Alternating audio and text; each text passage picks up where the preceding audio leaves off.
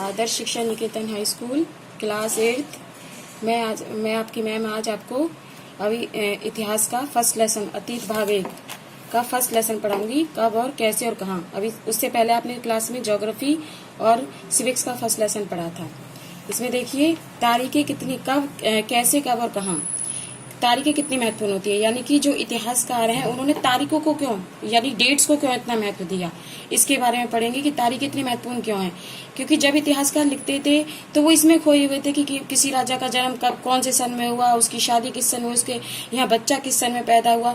तो इस तरह से वो इतिहासकार तारीखों को लिखते थे कि तारीख कब होती थी।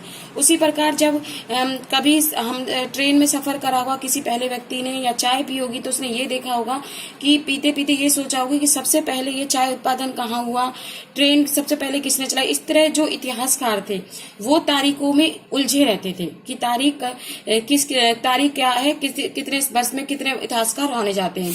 इसी प्रकार आगे देखिए कि इसमें इतिहासकार ये राजा महाराजाओं के बारे में लिखते थे कि उस सन में उस राजा का जन्म हुआ, उसमें उसकी मृत्यु हुई, इस बारे में लिखते थे कि वो इतिहासकार उसकी चीजों को देखकर, यानी कि जो भूमि में से जो निकली इतिहासकार जो खोज करते थे उसमें से पता करते थे कि कौन सी तारीख कितनी महत्वपूर्ण होती है। जैसे हमारे यहाँ पर एक उदाहरण पर ब्रिटिश इतिहासकारों ने जब अपने इतिहास लिखे थे, यानी कि अंग्रेजों ने जब इतिहास लिखे थे तो उन्होंने ये बताया था कि जो भारत का प्रथम गवर्नर जनरल बना था वो बना था वॉरेन हेस्टिंग्स, और उसके बाद जब आखिरी जो वायसराय बना था उसका नाम था लॉर्ड माउंटबेटन। तो ये इतिहासकार कैसे बताते हैं, ये इतिहासकारों ने तारीखों के हिसाब से बताया था कि उसका भाई पहला वायसराय इस सन में हुआ था और लास्ट वायसराय इस सन में हुआ था। तो वो जो इतिहासकार थे वो तारीखों में उलझे रहते थे।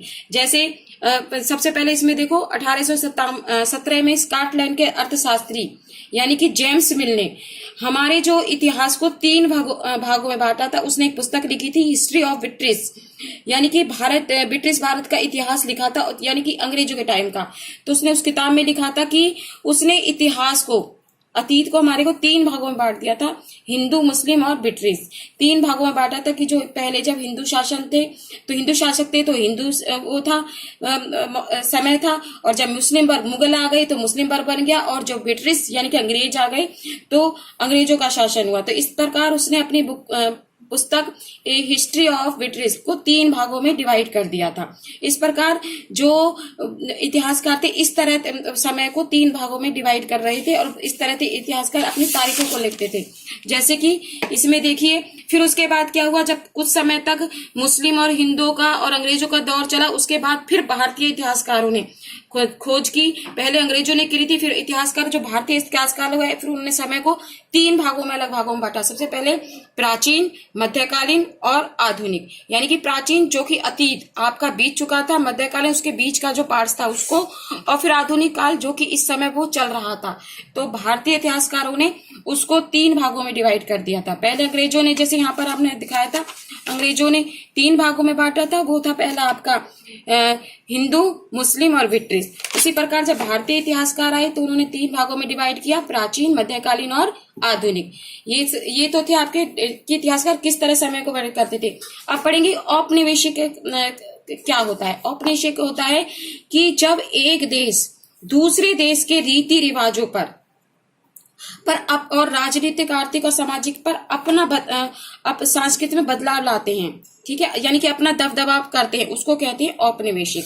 औपनिवेशिक क्या होता है, जब एक राज्य, मान लीजिए एक राज्य जब दूसरे राज्य पर अपनी यानी कि शक्ति के द्वारा राजनीतिक, आर्थिक, सामाजिक और उसकी जो संस्कृति रहती है उस प्रक्रिया में अपना दबदबा बनाए रखता है, उसको कहते हैं औपनिवेशिक। क्या कहते हैं, औपनिवेशिक। अब इस तरह हम देखेंगे कि अभिलेख तैयार कैसे करते थे।